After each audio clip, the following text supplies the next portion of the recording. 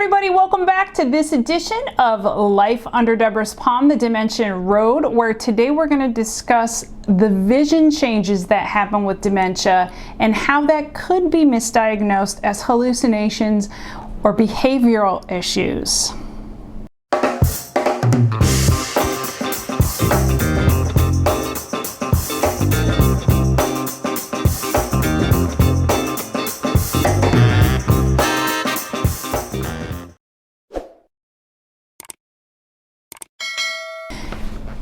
Thank you for watching the channel, subscribing, liking, and commenting. It helps the channel out, and if you have not subscribed and hit the notification bell, please do so.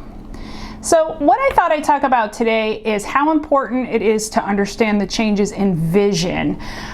I didn't realize this until it kind of came to my mother, and I didn't realize what was going on. She would complain about some issues with her vision over and over, and the doctors couldn't find anything. The reason the doctors couldn't find anything is because it was a brain issue and not an eye issue. I've got 4 or 5 things that I'm going to talk about in terms of dementia and vision. The first one I'm going to talk about, because it shows up the earliest usually, is an issue with contrasting colors. So I have like blue and gray and whatever on. If I take it, I have here a blue piece of whatever, these sticky pads. That's contrasting, and it's not different enough for it to stand out. And what happens? Sorry, my phone's blinging. When they begin to have issues with contrasting colors, you may find things like this. Medicine is color coded. In fact, they put right on the label, this is yellow or blue or pink or whatever it is. And my mom took a medication. One was a pale yellow. The other was like tan. I had a hard time telling them apart. But that becomes an issue if they're used to, like, oh, I take the pink pill or the blue pill or the purple pill or whatever they take. They can't identify it now. And that's one of the earlier ones, especially if a person's been diagnosed with Lewy body dementia.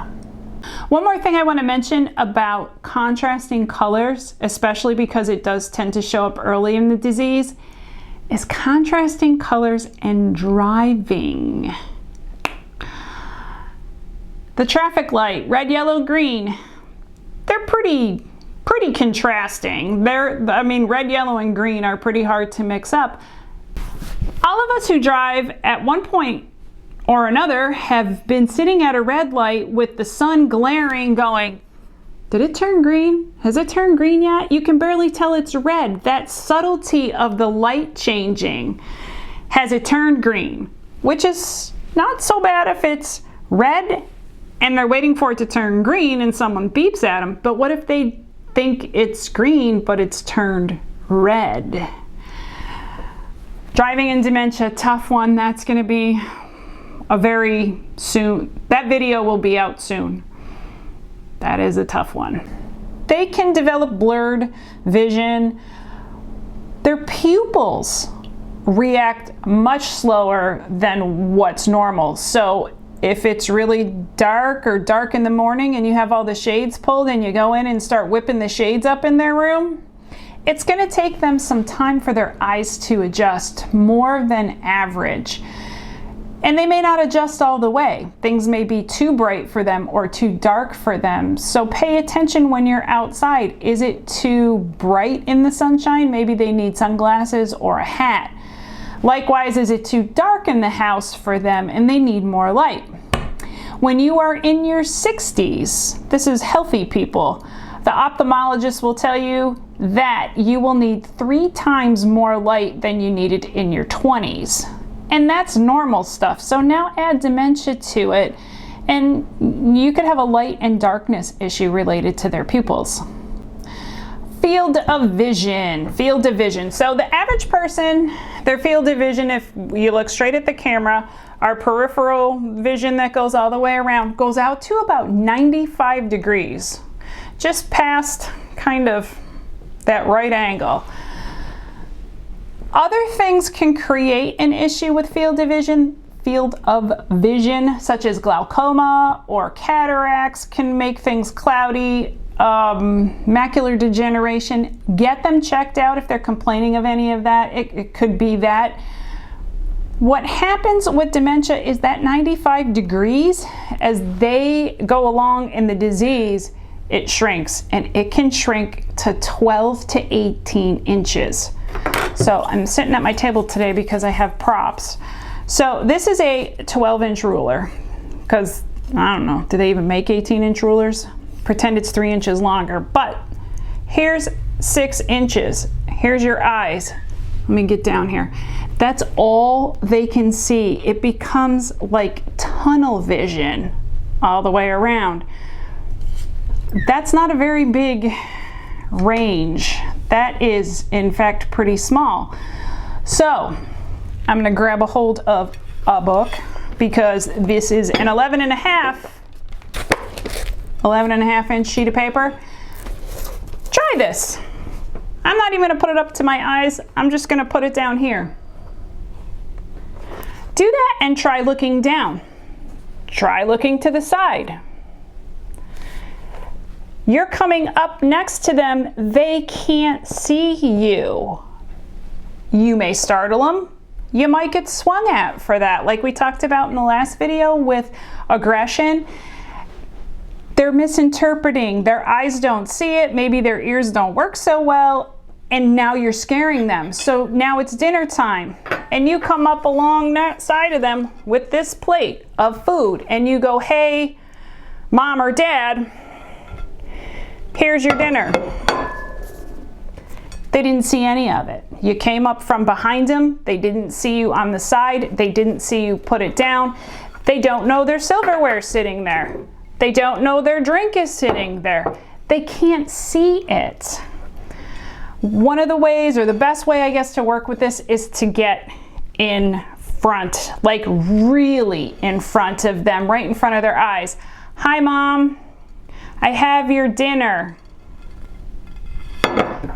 Here's your fork or toothbrush or hairbrush," or whatever it is, so that they can see it. And another thing, I don't know if I ever mentioned this, if you didn't know this, in the dementia unit my mom's in, what they do, and they talk about this anyways in dementia care, plates.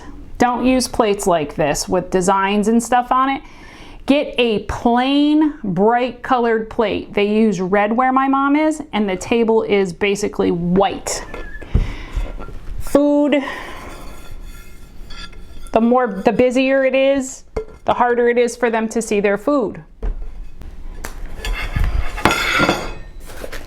Be them. Take a piece of paper. I'm gonna block my microphone, but stick it down here. Try to walk down the stairs now. You can't see the stairs, or the cat sleeping on the floor, or the dog sleeping on the floor, or the shoes that got left in the middle of the floor. Prime time for slips, trips, falls, and everything else. They probably can't see the coffee table. As I was talking about the contrasting, if you have a blue tablecloth and you put a blue plate on it, it's going to make it harder for them. You're going to need, you're going to need to change a color, whether it's the tablecloth color or it's the plate color, and a busy tablecloth may be too much for them. Next thing I'm going to talk about is depth perception. 2 eyes makes depth perception accurate. We have what's called binocular vision. Each one of our eyes registers in our brain separately. The brain interprets what we see. As dementia goes along, it can switch to what's called monocular vision, 1 eye. Because it's 2 eyes overloads the brain, and the brain kind of switches and will only really see well out of 1 eye. That makes their spatial recognition, I guess it's their ability to judge space. That will make things difficult, especially when it comes to things like going down the stairs. If they can see the stairs, can they judge the height where their foot is going? If you have a bathroom that's all one color, contrast is coming in at the same time, so maybe you have white tiles and a white toilet, they may not really be able to see and judge the depth of the toilet. You may have to switch the color of the toilet seat. If they're still able to read where you leave them notes, maybe notes on the cupboard or notes on something, make sure the print is big. It'll need to be bigger as this goes along. Again, that's a spatial depth perception thing. I think that the vision thing is a bit overlooked. I know I overlooked it because, like everything else, nobody ever told us anything.